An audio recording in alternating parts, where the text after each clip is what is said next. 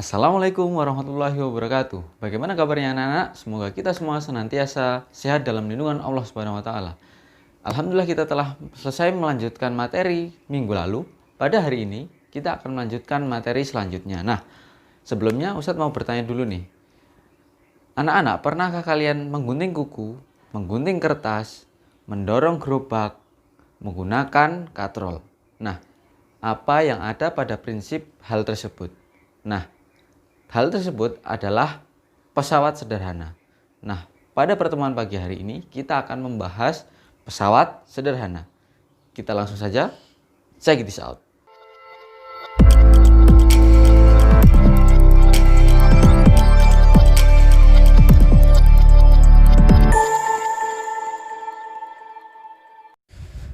Perhatikan contoh berikut ini. Saat kita membuka tutup botol, untuk memudahkannya, kita biasanya menggunakan pembuka tutup botol. Tahukah kamu bahwa pembuka tutup botol merupakan salah satu contoh pesawat sederhana? Nah, apa itu pesawat sederhana dan apa saja jenis-jenisnya? Mari kita bahas pada pertemuan ini. Pesawat sederhana adalah alat sederhana yang digunakan manusia untuk memudahkan melakukan usaha. Jenis-jenis pesawat sederhana ada 4. Yang pertama adalah tuas pengungkit, katrol, bidang miring, dan roda berporos. Nah, yang pertama adalah tuas atau pengungkit. Sistem kerja tuas dibagi menjadi 3 bagian. Yang pertama adalah titik tumpu T, yaitu tempat tumpuan bagi pengungkit. Yang kedua adalah titik beban W, yaitu tempat meletakkan atau menempatkan beban yang hendak diangkat atau dipindahkan. Sedangkan titik kuasa atau F ialah titik di mana gaya kuasa diberikan.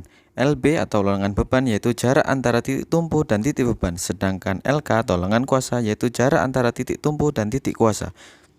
Tuas pengungkit berdasarkan titik tumpu, titik beban, dan titik kuasa ada 3 jenis tuas, yaitu tuas jenis pertama, tuas jenis kedua, dan tuas jenis ketiga. Tuas jenis pertama adalah tumpuan berada di antara titik beban dan kuasa, W dan F di sudut kanan dan kiri.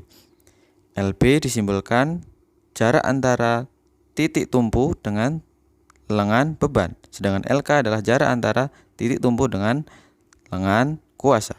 Contohnya adalah gunting, tang, dan jungkat-jungkit. Masing-masing ada titik tumpu dan titik beban dan titik kuasa berada di ujung, sedangkan titik tumpu berada di tengah. Selanjutnya adalah titik beban berada di antara titik tumpu dan kuasa. Bebannya berada di tengah, sedangkan titik kuasa dan titik lengan beban berada di samping kanan kiri. Contohnya adalah gerobak ketika membawa beban di tengah, lengan kuasanya di atas, dan pemotong kertas. Kemudian juga ada pemecah kemiri dan pembuka tutup botol dan lain sebagainya. Selanjutnya adalah tuas jenis ketiga, yaitu titik kuasa berada di antara titik tumpu dan titik beban. Titik kuasanya berada di antara titik tumpu dan titik beban. Contohnya adalah staples. Bebannya berada di depan, titik kuasanya ada di tengah, dan tumpuannya di ujung. Juga pinset, kemudian juga penjepit roti. Nah, yang selanjutnya kita akan bahas keuntungan mekanik pada tuas. Apa itu keuntungan mekanik? Yaitu adalah kemampuan pesawat sederhana menyederhanakan berat benda, disimbolkan dengan W per F atau LK per LB. Persamaannya adalah W kali LB sama dengan F kali LK. Keterangannya adalah W beban satuannya Newton, G adalah gaya kuasa satuannya Newton, LB adalah panjang lengan satuannya cm atau meter, LK adalah panjang lengan kuasa satuannya cm atau meter, dan km adalah keuntungan mekanis. Contoh soal, sebuah batu beratnya 200 Newton diangkat dengan tuas yang panjang lengan kuasanya 1 meter dan lengan bebannya 40 cm. Hitunglah besar gaya kuasa dan keuntungan mekanisnya. Diketahui W sama dengan 200 Newton dan lengan kuasanya 1 meter sama dengan 100 cm. Lengan bebannya 40 cm. Meter atau cm yang penting sama satuannya boleh digunakan. Selanjutnya yang dijawab kita masukkan rumusnya.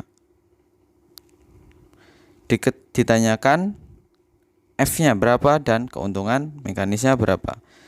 W kali LB sama dengan F kali LK atau lengan kuasa. W-nya 200 kali 40 sama dengan F kali 100, 8000 F kali 100. F sama dengan 8000 dibagi 100 dan gaya adalah 80 Newton. Sedangkan keuntungan mekanisnya adalah LK per RB 100 dibagi 40. Hasilnya 2,5. Nah, contoh soal yang nomor 2 silahkan dikerjakan dan dijawab di kolom komentar. Ingat, M sama dengan 36 kilo, belum menjadi berat ya. Silahkan dikerjakan dan ditulis di kolom komentar yang ada di YouTube Ustadz. Nah, selanjutnya kita masuk ke katrol. Katrol adalah sebuah roda yang sekelilingnya diberi tali dan dipakai untuk mempermudah pekerjaan manusia. Ada 3 jenis katrol. Yang pertama adalah katrol tetap, katrol bergerak, dan katrol majemuk. Nah, kita masuk ke katrol tetap. Katrol tetap itu adalah posisinya tidak berubah ketika digunakan, berfungsi merubah arah gaya. Contohnya adalah katrol pada sumur dan timba pada tiang bendera.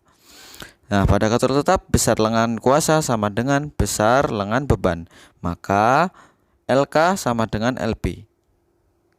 Keuntungan mekanis LK per LB atau W per F sama dengan 1 karena LK sama dengan LB ya. Sedangkan untuk katrol bergerak yaitu posisi atau kedudukannya berubah ketika digunakan. Katrol bergerak berfungsi melipatkan gaya. Contohnya adalah katrol untuk mengangkat peti kemas.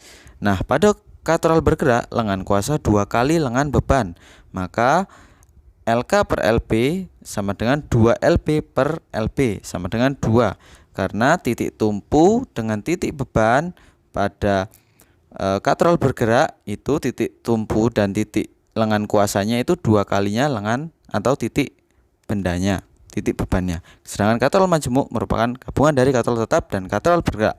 Contohnya adalah katrol pada alat pengangkat mobil dan pada mobil derek. Keuntungan mekanis katrol majemuk sama dengan jumlah tali yang menyokong berat beban. KM sama dengan N atau jumlah talinya.